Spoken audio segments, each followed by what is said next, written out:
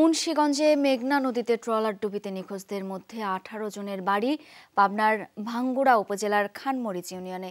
এই দুর্ঘটনার পর থেকে উদ্বিগ্ন স্বজনদের কান্নায় ভারী হয়ে উঠেছে এলাকার পরিবেশ। ভবিষ্যতের ভাবনায় দিশেহারা দরিদ্র এসব পরিবার।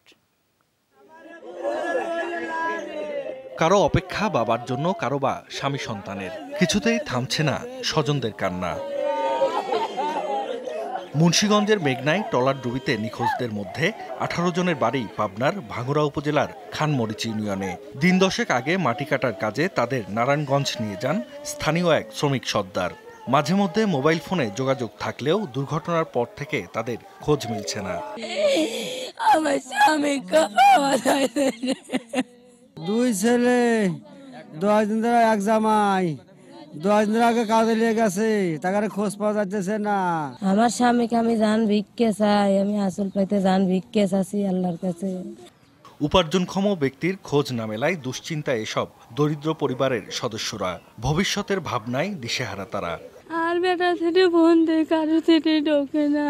আমি যাবার দৌলায় একবার ট্রেন ছিল, ফেরত দিয়েছিলাম। আবার এই কিভাবে ওকে বন্ধুর হাতে গেছে আমি জানি না। আমি বাজারে না এলাম আর শ্রমিক পরিবারগুলোর মাঝে শুকনো খাবার ও কম্বল বিতরণ করেছে জেলা প্রশাসন। তাদের পাশে থাকার আশ্বাস কর্মকর্তাদের।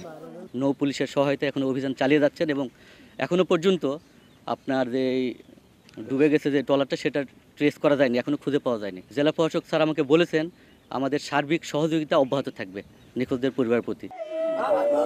জাহিদ হাসান, যমুনা নিউজ।